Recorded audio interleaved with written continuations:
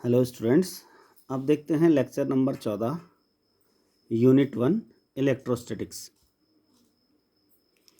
एक समान आवेशित अचालक गोले के कारण वैद्युत क्षेत्र की तीव्रता, यानी इसको इंग्लिश में कहते हैं electric field due to uniformly charge non conducting sphere. अब इसके लिए हम क्या करते हैं, अचालक गोले के कारण जो वैद्युत क्षेत्र की तीव्रता निकालनी है, तो ये हमारा अचालक गोला है आर त्रिज्या का। ये मानते हैं कि ये अचालक गोला है आर त्रिज्या का और जिसके संपूर्ण आयतन में प्लस क्यू आवेश एक समान रूप से वितरित है। अब हमें क्या करना है, इस गोले के बाहर, ये जो गोला है इसके बाहर कोई बिंदु पी है जहाँ पर हमें क्या करना है, वैद्युत क्षेत्र की तीव्रता निकालनी है। और इस अचालक गोले के पृष्ठ पर वैद्युत क्षेत्र की तीव्रता निकालनी है और इस अचालक गोले के अंदर किसी भी बिंदु पर वैद्युत क्षेत्र की तीव्रता हमें ज्ञात करनी है। तो पहला हम करते हैं, इस अचालक गोले के बाह्य बिंदु P पर वैद्युत क्षेत्र की तीव्रता हम कैलकुलेट करते हैं। अब इस गॉसियन पृष्ठ के बाहर बिंदु P पर हम वैद्युत क्षेत्र की तीव्रता निकालते हैं। तो इसके लिए हम मानते हैं कि माना ये जो केंद्र O है, इससे R दूरी पर एक बिंदु P है जहाँ पर हमें वैद्युत क्षेत्र की तीव्रता निकालनी है। इसके लिए क्या करते हैं, इसके लिए आर त्रिज्या का एक सकेंद्रीय गोलीय पृष्ठ खींचते हैं। ये जिसका केंद्र ये O है और यहाँ जहाँ पर निकालना है इसका भी केंद्र O ही है। एक सकेंद्रीय गोलीय पृष्ठ हम खींचते हैं जिसे हम क्या कहते हैं, ये गॉसियन पृष्ठ है, जिसे हम ये सकेंद्रीय गोलीय पृष्ठ खींचते हैं जिसे हम क्या कहते हैं, गॉसियन पृष्ठ कहते हैं। अब आवेश वितरण की जो सम्मिति है, ये जो आवेश है समान रूप से वितरित है, तो इसमें आवेश वितरण की सम्मिति कारण जो गॉसियन पृष्ठ है, ये क्या है, यहाँ से सब गॉसियन पृष्ठ आर दूरी पर है, समान दूरी पर है। तो बिंदु P जो है यहाँ पर, बिंदु P यहाँ पे भी है, यहाँ पे भी हो सकता है, यहाँ पे भी मान सकते हैं, यहाँ पे भी मान सकते हैं। तो ये त्रिज्या R है सब पे। तो इस कारण यहाँ पर क्या है कि E जो है सब जगह ये समान होगा, क्योंकि E जो होता है वो R दूरी पे डिपेंड करता है, R पे डिपेंड करता है और ये हमें कैलकुलेट भी करना है। तो E जो होगा वो क्या होगा, बाहर की ओर को होगा और समान होगा, ठीक है, क्योंकि प्लस आवेश है। यहाँ पे कहीं भी हम निकालेंगे तो यहाँ पे हम क्या रखेंगे, एक अल्प धन परीक्षण आवेश रखेंगे, तो ये क्या करेगा, इसको धक्का देगा बाहर को। तो E जो होगा वो बाहर की तरफ को ही होगा। यहाँ पे हमें क्या रखना पड़ेगा, अल्प धन परीक्षण आवेश रखना पड़ेगा। और ये जो आवेश है, ये जो प्लस क्यू आवेश है, ये क्या करेगा, इसको धक्का देगा बाहर की ओर को। तो E जो होगा वो बिंदु P पर, या ये कहें कि जो अचालक गोला है इसके बाहर जो बिंदु P पर हम जब वैद्युत क्षेत्र की तीव्रता निकाल रहे हैं, तो ये किधर को होगा, इसकी दिशा बाहर की तरफ को होगी। अब हम क्या करते हैं बिंदु P के चारों ओर एक क्षेत्रफल अवयव, ये जो बिंदु P है इसके चारों ओर क्षेत्रफल अवयव dA लेते हैं। अब जो dA है dA पर, ये जो dA है छोटा सा क्षेत्रफल अवयव dA, इस पर क्या है, E की दिशा बाहर को है और dA की दिशा भी बाहर को है, दोनों की दिशा किधर को है, बाहर को है। तो ये कहें जब दोनों एक ही दिशा में हैं, त्रिज्यत बाहर की ओर दिष्ट हैं या दोनों एक ही दिशा में हैं, E और dA, तो dA से होकर जाने वाला यानी E और dA जो है, इन दोनों के बीच जो कोण है वो कितना है, 0 डिग्री है। और ये कहें dA से होकर जाना जो वाला जो वैद्युत फ्लक्स अगर मैंने निकालना है तो वो कितना आएगा। वैद्युत फ्लक्स की परिभाषा मैंने आपको बताई थी, तो वैद्युत फ्लक्स की परिभाषा मैंने आपको बताई थी कि किसी काल्पनिक पृष्ठ पर, वैद्युत क्षेत्र में किसी काल्पनिक पृष्ठ पर जो वैद्युत फ्लक्स होता है, उस पृष्ठ से होकर गुजरने वाली वैद्युत बल रेखाओं की संख्या की माप को हम क्या कहते हैं, वैद्युत फ्लक्स कहते हैं। या सीधी सीधी भाषा में कहें तो जो वैद्युत फ्लक्स है वो क्या है, वैद्युत बल रेखाओं की संख्या की माप है, किसमें, वैद्युत क्षेत्र में।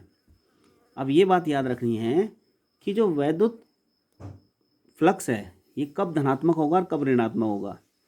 जब वैद्युत बल रेखाएं किसी पृष्ठ से बाहर निकल रही होंगी तो क्या कहा जाएगा, वैद्युत फ्लक्स धनात्मक है। और जब वैद्युत बल रेखाएं किसी पृष्ठ के अंदर प्रवेश कर रही होंगी तो क्या कहा जाएगा कि वैद्युत फ्लक्स ऋणात्मक है। ये बात याद रखनी है।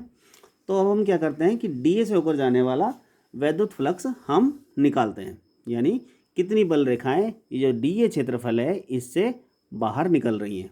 देखेंगे डीए से होकर जाने वाला वैद्युत फ्लक्स कितना आया, यहाँ हम देखेंगे, इसको कहेंगे कि छोटा ही क्षेत्रफल है, ये छोटा ही क्षेत्रफल है। छोटे ही क्षेत्रफल से हम क्या निकाल रहे हैं, फ्लक्स देख रहे हैं कि कितना फ्लक्स है। तो यहाँ जब छोटा ही क्षेत्रफल, छोटी कम ही बल रेखाएं गुजरेंगी, तो उसको हम कहेंगे डी फाई ई, यानी छोटा ही फ्लक्स है। तो फ्लक्स क्या होता है, E into D A, E vector into D A vector को ये हम फ्लक्स कहते हैं। तो जो डी फाई ई आया हमारे पास, डी फाई दोनों के बीच में कोस जीरो, जो डॉट प्रोडक्ट होती है वो ई डी ए, ये क्या हो जाएगा, कोस 0 डिग्री हो जाएगा। यहाँ मैंने बताया ई और डी ए के बीच जो कोण है वो कितना है, 0 है, क्योंकि दोनों ही एक ही दिशा में है। तो यहाँ से जो आया तुम्हारा कोस 0 का मान हो गया 1। तो ये जो आया आपका, ये आया ई इंटू डी ए, ये आ गया क्या, वैद्युत फ्लक्स आ गया, किससे, डी ए से होकर जाने वाला। अब हम इसके आगे करते हैं। तो अब हम देखते हैं संपूर्ण गॉसियन पृष्ठ से होकर जाने वाला वैद्युत फ्लक्स कितना है। अभी हमने क्या निकाला, हमने निकाला कि जो डी ए जो छोटा सा क्षेत्रफल है, इससे कितना वैद्युत फ्लक्स जा रहा है। तो यहाँ में बड़ा छोटा ही फ्लक्स होगा डी फाई, यानी ई डॉट डी ए। तो यहाँ से डी फाई कितना है, ई डॉट डी ए कोस 0, यानी ई डी ए आ गया। अब हम निकालते हैं जो संपूर्ण गॉसियन पृष्ठ है, यानी जो पूरा का पूरा ये गॉसियन पृष्ठ है, इस गॉसियन पृष्ठ से कितना वैद्युत फ्लक्स गुजर रहा है।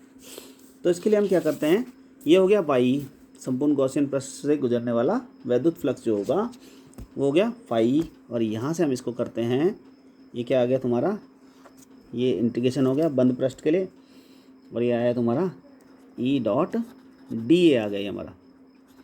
और ई और डी अभी आपको बताया है कि दोनों ही एक ही दिशा में होते हैं। तो इनके बीच में जो कोण है वो फिर से 0 डिग्री ही है। और यहाँ से हम करें जो फाई ई जो फ्लक्स है, ये कितना आया हमारे पास, ई कांस्टेंट है, बाहर आ जाएगा, अंदर क्या बचेगा, डी ए बचेगा। कोस 0 का मान 1 हो गया, कोस 0 डिग्री 1 हो गया। और यहाँ पर ये जो आया हमारे पास, क्योंकि ये एक गोला है, तो गोले का जो पृष्ठीय क्षेत्रफल होता है वो क्या होता है, 4 पाई आर स्क्वायर। अब यहाँ के ले रखा है मैंने, त्रिज्या ले रखी है यहाँ पर कितनी है, स्मॉल आर। तो यहाँ से यहाँ तक, ओ से पी तक की दूरी जो है स्मॉल आर है, इसलिए हम क्या करते हैं, ये E into 4 pi r square ये कर देते हैं। ये समीकरण हमारी यानी इक्वेशन नंबर 1 हो गई। अब जो गॉस की प्रमेय है, गॉस की प्रमेय कहती है कि जो फ्लक्स होता है वो फ्लक्स कितना होता है, वो फ्लक्स होता है Q अपॉन एप्सिलॉन 0। फ्लक्स की परिभाषा बोलती है कि बंद पृष्ठ से गुजरने वाली बल रेखाओं की संख्या। और गॉस कहता है कि गॉस के हिसाब से जो बल रेखाएं गुजर रही हैं वो कितनी होंगी, यानी जो फ्लक्स होगा वो कितना होगा, Q बाई एप्सिलॉन 0 होगा। ये कहाँ से आया, ये आई दूसरी समीकरण, ये कहाँ यहाँ से आई, ये आई गॉस प्रमेय से। गॉस प्रमेय से हमारे पास ये आ गया। तो यहाँ देखें 1 व 2 से करेंगे, जब 1 व 2 समीकरण से दोनों को बराबर करेंगे तो ये भी फ्लक्स है, ये भी फ्लक्स है, ये गॉस के हिसाब से है। और ये क्या है हमारे पास, ये जो हमने कैलकुलेट किया उस हिसाब से आया, फ्लक्स के हिसाब से।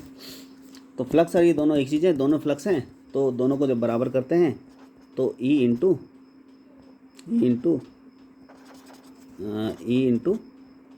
4 pi r square equal to, ये क्या आ जाएगा, Q अपॉन एप्सिलॉन 0। ये दोनों ही क्या हैं, ये दोनों ही फ्लक्स हैं, फाई ई, दोनों को मैंने फाई ई कर दिया। तो यहाँ से जब हम इसको करते हैं तो E इक्वल टू क्या आ जाता है, E इक्वल टू आ जाता है हमारा 1/4 pi epsilon not Q upon r square.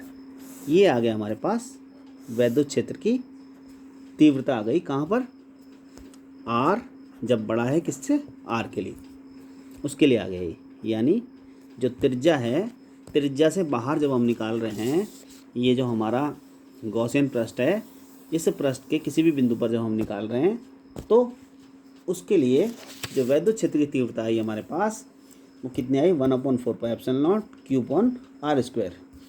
यानी यहाँ से हम ये कह सकते हैं कि जो आवेशित गोला है, इसके कारण जो किसी बाह्य बिंदु पर जो वैद्युत क्षेत्र की तीव्रता है वो क्या है, वो वही होती है जो संपूर्ण आवेश गोले के केंद्र पर संकेंद्रित होने पर होती।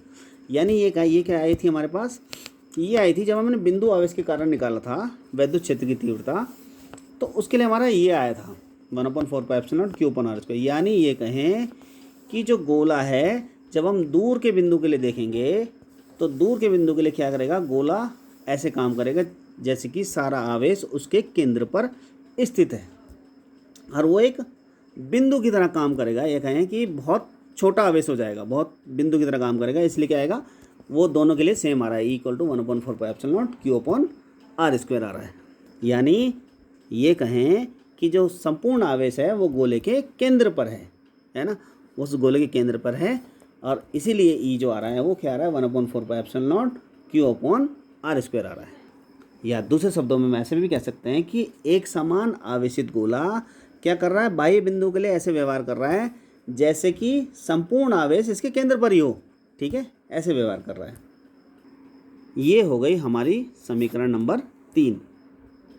तो क्योंकि गोला जो है वो क्या है, अचालक है, अतः आवेश गोले के संपूर्ण आयतन में वितरित है। तो हम क्या करते हैं, आवेश का आयतन घनत्व निकालते हैं। तो आयतन घनत्व का फार्मूला है, इसको बोलते हैं रो। रो क्या है, आवेश बटे आयतन। तो यहाँ से जब रो कैलकुलेट करेंगे, आवेश हो गया ये और आयतन हो गया 4/3 पाई आयतन, आवेश का आयतन घनत्व क्या हो गया, rho equal to Q/4/3 pi r⁻³ ये आ गया। तो यहाँ से हम Q जब निकालेंगे तो यह आया 4/3 पाई r⁻³ इंटू रो आ गया। तो ये जो आवेश आया हमारे पास, इस आवेश का मान हम क्या करते हैं, यहाँ लिख दो Q का मान, यहाँ लिखते हैं Q का मान समीकरण जो ये हमारी 3 थी, 3 में रखने पर जब रखेंगे तो E इक्वल टू आएगा हमारे पास 1/4πε0। Q का मान रखा हमने 4/3 पाई r⁻³ और बटे r²। तो 4 पाई से तो 4 पाई कैंसिल हो जाएगा, यहाँ पे आ जाएगा 3 नीचे आ जाएगा। तो ये आ जाएगा हमारे पास रो बाई, यहाँ पे रो भी आएगा, रो बाई ε0, और ये आ जाएगा r³ अपॉन 3r²। ये 3 यहाँ बचेगा, 3 यहाँ आ जाएगा, 3r²। तो ये E आ जाएगा हमारे पास। तो हमारे पास वैद्युत क्षेत्र की तीव्रता जो आई, जो अचालक गोले के कारण जो बाहर हमने वैद्युत क्षेत्र की तीव्रता निकाली, वो कितने है, E equal to rho by 3ε0 r³/3r², और एक इसके लिए r के लिए, और ये समीकरण हमारी 4 हो गई। तो ये क्या है, अचालक आवेशित गोले के बाहर वैद्युत क्षेत्र की तीव्रता के लिए ये इलेक्ट्रिक फील्ड का मान आ गया। अब निकालना है हमें गोले के पृष्ठ पर, दूसरा काम है हमारा गोले के पृष्ठ पर निकालने के लिए। तो गोले के पृष्ठ पर निकालने के लिए हम क्या करते हैं, r इक्वल टू r रखते हैं, जहाँ जहाँ छोटा r था वहाँ बड़ा r रख देते हैं। यानी E जो था हमारे पास क्या था, 1/4πε0 Q/ छोटा r² था, तो यहाँ पे हम बड़ा स्क्वायर r लिख देते हैं। तो ये एक हमारे पास ये आ गया। और जो समीकरण 4 थी, समीकरण 4 से E इक्वल टू था हमारे पास रो बाई 3ε0, और ये r³ था, और 3r छोटे r² की जगह ये बड़ा r कर देंगे। तो एक r से एक r कट जाएगा, 2r से 2r कट जाएंगे, तो आ जाएगा रो बाई 3ε0। यहाँ ये चीज़ ठीक कर लेंगे, यहाँ 3 यहाँ भी आ गया, यहाँ भी आ गया, इसको ठीक कर लेंगे कि रो E जो आया हमारे पास, जो बाह्य बिंदु पर निकाला हमने अचालक गोले के बाहरी बिंदु पर, तो क्या है, रो बाई ε0 r³/3r²। ये 3 यहाँ लगाओ या यहाँ लगाओ, एक ही जगह लगाना है, दोनों जगह नहीं लगाना। तो बाह्य बिंदु पर कितना है अचालक गोले के, रो अपॉन ε0 r³/3r²। अब गोले के पृष्ठ पर जब निकालते हैं तो क्या आता है, r इक्वल टू r लेंगे, छोटा r इक्वल टू बड़ा r रख देंगे, तो यह आ जाएगा E क्या आ जाएगा, 1/4πε0 Q/ स्मॉल r² था जो हमने बाहर निकाला था, तो उसकी जगह कैपिटल R लिख देंगे। अब जब ये दूसरी जो समीकरण नंबर 4 है, यहाँ लिख देना समीकरण 4 से। तो समीकरण 4 से क्या करा हमने, E equal to rho by ε0, ये 3 नहीं लिखना है यहाँ पे, r³/3 कैपिटल R कर देना r² की जगह। तो ये आ गया हमारे पास, एक इससे कट जाएगा, तो r/3 बचेगा। तो ये हमारे पास क्या आ गया, वैद्युत क्षेत्र की तीव्रता के लिए आ गया व्यंजक, कहाँ पर, गोले के पृष्ठ पर। ये 3 यहाँ पर नहीं लगाना है, इधर लगाओ या इधर लगाओ, दोनों जगह में से एक जगह लगाओ, ठीक है। तो क्या आ गया, गोल बाहरी बिंदु पर कितना है, E equal to rho upon ε0 r³/3r², और गोले के पृष्ठ पर कितना है, E equal to rho upon ε0 r/3 आया, ठीक है। ये कहाँ पे आया, गोले के पृष्ठ पर आया। अब हमारा तीसरा काम क्या है कि हमें वैद्युत क्षेत्र की तीव्रता निकालनी है आंतरिक बिंदु पर, यानी at an internal point, at an internal point. तो इसके लिए क्या करते हैं हम, ये जो हमारा अचालक गोला था, इस अचालक गोले के अंदर हम एक बिंदु P डैश लेते हैं यहाँ पर, और इसकी त्रिज्या है R डैश। तो R डैश से हम एक गॉसियन पृष्ठ खींचते हैं। तो यहाँ से हम देखते हैं कि इस गॉसियन पृष्ठ से कितना वैद्युत फ्लक्स ये गुजर रहा है। जैसे हमने पहले किया था, तो ये फाई E हो जाएगा। तो फाई E कितना आ जाएगा तुम्हारा, E इंटू DA था, यानी DA यानी A हो जाएगा, E इंटू A हो जाएगा ना जब इंटीग्रेशन करेंगे तो हैं। तो यानी जो फ्लक्स होगा गॉसियन पृष्ठ से गुजरने वाला, ये क्या आ जाएगा, A इंटू DA और cos 0 डिग्री। तो फाई E क्या आ जाएगा, E नहीं cos 0 नहीं, E DA आ जाएगा। तो ये आ जाएगा तुम्हारा, जब ये दोनों एक ही दिशा में हैं, दोनों बाहर की तरफ आएंगे, तो E और DA के बीच जो एंगल होगा ये cos 0 आ जाएगा, ये बंद पृष्ठ हो जाएगा। तो फाई E हमारे पास आएगा, E तो आ गया बाहर, अंदर बचा DA। तो फाई E जो आया हमारे पास वो कितना आया, E इंटू A, यानी जो फ्लक्स आया वो क्या है, E इंटू 4 पाई। और ये अंदर वाले जो अंदर वाले बिंदु पे निकालना है हमें, तो गॉसियन पृष्ठ का जो क्षेत्रफल है R डैश का स्क्वायर, ये हमारे पास फ्लक्स आया, टोटल फ्लक्स। ये हमारे पास टोटल फ्लक्स आया क्या, आंतरिक बिंदु पर जो हमने निकाला, बिंदु P डैश पर निकाल रहे थे। तो जो फ्लक्स था हमारे पास कितना है, फाई बराबर E डॉट DA, और phi E dot DA cos 0 दोनों एक ही दिशा में आएंगे जैसे पहले ही बताया था। तो फाई बराबर E, और ये क्या आ जाएगा तुम्हारा, बंद पृष्ठ से गुजरने वाला ये फ्लक्स आ जाएगा, टोटल फ्लक्स। तो ये DA का इंटीग्रेशन हो जाएगा A, और ये E, और जो DA है यहाँ पर वो कितना है, इसका क्षेत्रफल जो आंतरिक बिंदु है, ये गॉसियन पृष्ठ खींचा है, इसका क्षेत्रफल है क्या है, 4 पाई R डैश स्क्वायर। तो अब हमें निकालना है इसके बाद, जैसे उसमें करा था हमने पहले किया था, कि जो गॉस प्रमेय है, गॉस प्रमेय कहती है, गॉस प्रमेय के अनुसार जो फ्लक्स होता है फाई, वो कितना होता है, फाई कितना होता है, Q अपॉन एप्सिलॉन 0। ये कहाँ से आया, ये गॉस प्रमेय से आया। अब जो फाई जो फ्लक्स है, ये दोनों बराबर होंगे, जैसे अभी पहले बताया था मैंने, क्या, E into 4 pi R dash square equal to Q upon epsilon. तो E हमारा क्या आ जाएगा, ये आ जाएगा E हमारा 1 upon 4 pi epsilon not Q upon R dash का स्क्वायर। ये आ जाएगा हमारे पास, वैद्युत क्षेत्र की तीव्रता आ जाएगी। यहाँ पर ये बात याद रखेंगे कि जो यहाँ पे जो ये लिया था हमने गोले के अंदर जो हम गॉसियन पृष्ठ ले रहे हैं R डैश, Q तो आवेश था हमारा यहाँ पर, इसके अंदर हम जो आवेश मान रहे हैं, ये गॉसियन पृष्ठ जो हम ले रहे हैं, इस गॉसियन, यहाँ अचालक गोला है, अचालक गोले के अंदर जब हम निकालना है बिंदु P डैश पे, तो इस जो पूरा है अचालक गोला, इस पे तो आवेश Q है, और जो अंदर वाला जो हमने बिंदु P डैश से गॉसियन पृष्ठ खींचा है, इस पे जो आवेश है ये Q डैश है। तो यहाँ पर जो हमारा वैद्युत क्षेत्र की तीव्रता जो आएगी, ये जो फ्लक्स होगा गॉस प्रमेय से, ये कितना आएगा, ये आएगा Q डैश अपॉन एप्सिलॉन 0। तो ये आ जाएगा, दोनों को हम बराबर करेंगे तो Q डैश आएगा, और यहाँ पे भी Q डैश आ जाएगा। तो E क्या आ गया, 1/4 pi epsilon not Q dash upon R dash square आ जाएगा। तो अब हमारा काम है इस Q डैश को निकालना कि ये Q डैश है कितना आखिर। तो इसके लिए हम क्या करते हैं, क्योंकि गोला क्या है, एक समान रूप से आवेशित है, और रो जो है वो पूरे गोले पर एक जैसा है। रो क्या है, आवेश का आयतन घनत्व। आयतन घनत्व क्या बताया था मैंने, कि आवेश बटे आयतन, इसको बोलते हैं आवेश का आयतन घनत्व। यानी ये कहें कि जो रो है ये,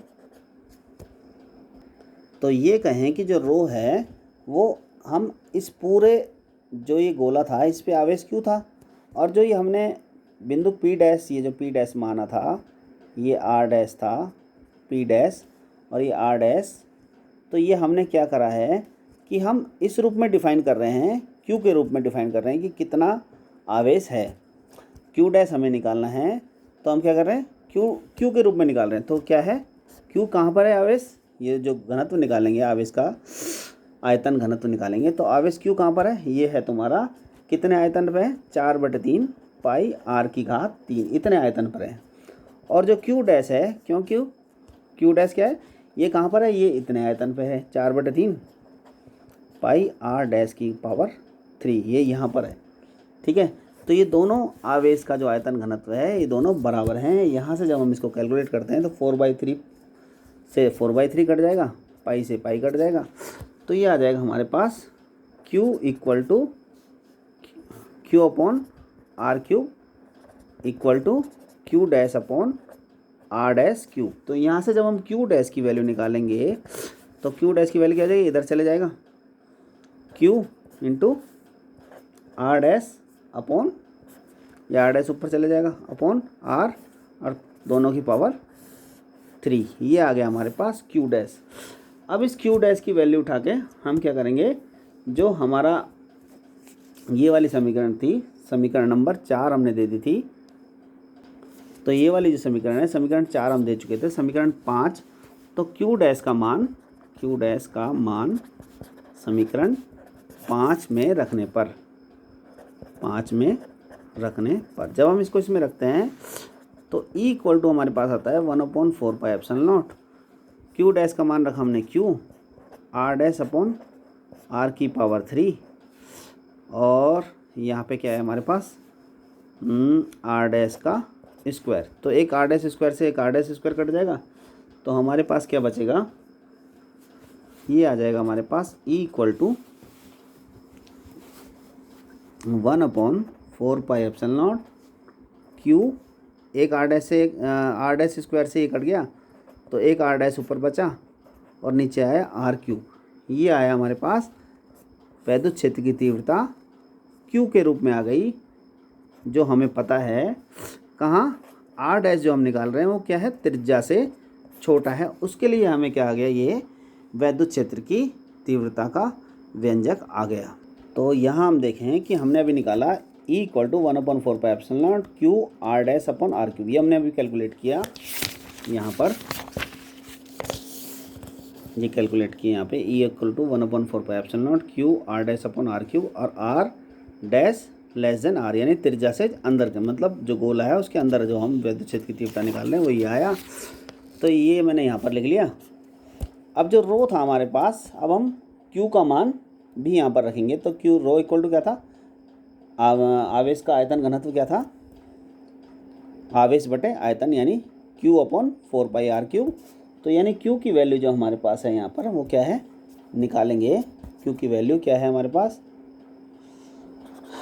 4/3 पाई आर की घात 3 और इंटू रो, ये। तो यहाँ पे हम E का मान रख देंगे, तो ये आ जाएगा 1/4 पाई एप्सिलॉन नॉट, Q का मान रख दो यहाँ पे 4/3 पाई आर की घात 3, ये हो गया, और R डैश हो गया, और बटे आर क्यूब हो गया, 4 से 4 कट गया, पाई से पाई कट गया, आर क्यूब से आर क्यूब कट गया, तो E इक्वल टू आया हमारे पास क्या, यहाँ पे रो भी आएगा हमारे पास, तो रो भी लिख लेते हैं यहाँ पे Q की वैल्यू, क्योंकि 4/3 पाई आर क्यूब रो है, तो ये रो लिख दिया मैंने यहाँ पर।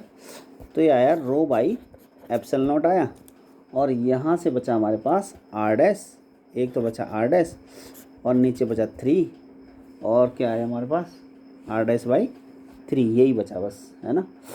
तो ये आया हमारे पास वैद्युत क्षेत्र की तीव्रता आई, यानी अचालक गोले के अंदर के बिंदुओं पर के लिए, यानी R dash less than R के लिए ये हमारे पास क्या आई, वैद्युत क्षेत्र की तीव्रता, ये हमने कैलकुलेट कर ली। तो यहाँ से ये रिजल्ट निकला कि जो E है वो क्या होता है, R डैश के अनुक्रमानुपाती होता है, यानी त्रिज्या बढ़ेगी तो E भी बढ़ेगा, यानी R डैश के क्या है, अनुक्रमानुपाती है, त्रिज्या के अनुक्रमानुपाती होता है। जब हम क्या करते हैं, अचालक गोले के भीतर हम कैलकुलेट करते हैं। अब यहाँ पे एक छोटा सा क्वेश्चन आता है कि यदि धातु जो गोला ले रहे हैं हम, अचालक गोला, ये अगर धातु का है यानी चालक है, अगर अचालक लिया था अब चालक है, तो क्या होगा, जो हम Q आवेश देंगे इसको, ये कहाँ आ जाएगा, सारा का सारा इसके पृष्ठ पे आ जाएगा। ठीक है, अब जब पृष्ठ पे आ जाएगा तो अंदर जो होगा वो आवेश क्या होगा, 0 होगा। तो अभी हमने कैलकुलेट किया था फाई E इक्वल टू, क्या कैलकुलेट किया था, E into 4 pi R dash square किया था, और ये क्या था, Q बाई एप्सिलॉन नॉट था, क्यू बाई एप्सिलॉन नॉट, है ना, गॉस प्रमेय से। लेकिन क्यू क्या है यहाँ पे, 0 है, यानी ई इंटू 4πr-स्क्वायर, और क्यू क्या है, 0 है। तो यहाँ से ई क्या आ गया हमारे पास, ई जो आया वो क्या है, ये नीचे जाएगा, 0 के नीचे जाएगा तो 0 ही हो जाएगा। तो ये क्या हो जाएगा तुम्हारा, ये 0 आ गया। यानी अगर हम क्या करें, गोला अगर धातु का चालक है तो चालक के लिए क्या होगा, क्यू उसके पृष्ठ पर आ जाएगा, यानी सारा आवेश उसके पृष्ठ पर आ जाएगा, अंदर जो आवेश होगा वो 0 होगा। तो जो फ्लक्स होगा, फ्लक्स का फॉर्मूला क्या, ई इंटू 4πr-स्क्वायर, जब भी निकाला था, equal to Q upon epsilon. ये कैसे निकाला था, गॉस प्रमेय से था ये, और ये हमने कैलकुलेट किया था फ्लक्स और दोनों बराबर थे। तो ये भी फ्लक्स है, ये भी फ्लक्स है, दोनों को बराबर करा था। तो ई क्या है, जब आवेश जो है चालक गोले के पृष्ठ पर आ गया तो ये क्यों 0 हो गया, 0 हो गया तो तुम्हारा फाई कितना आ गया, ये इंटू 4πr-स्क्वायर, ये 0 0 बाई एप्सिलॉन, तो ई कितना आ गया, ये 0 आ गया। यानी आवेशित चालक गोले के भीतर वैद्युत क्षेत्र सर्वत्र शून्य होता है। यानी जो गोला है, अगर चालक गोला है तो उसके भीतर अगर हम निकालेंगे वैद्युत क्षेत्र तो ये क्या आता है, शून्य आता है। ये बात याद रखनी है, ये 1 नंबर में भी क्वेश्चन आया हुआ है कई बार कि जो धातु का गोला है उसके भीतर वैद्युत क्षेत्र कितना होता है, ऑप्शन में कई बार दिया गया है। तो ये इसका ग्राफ दिखाया गया है कि एक समान रूप से आवेशित अचालक गोले के कारण गोले के केंद्र से r दूरी के साथ वैद्युत क्षेत्र का ये विचरण दिखाया गया है। यानी जो E है ये अगर हम गोले के अंदर निकालेंगे तो r के अनुक्रमानुपाती होता है, और जब बाहर जाएंगे तो 1/r² के अनुक्रमानुपाती होता है। E अनुक्रमानुपाती 1/r² के होता है। ठीक है, तो ये इसका ग्राफ है जो अभी हमने किया। ठीक है, थैंक यू।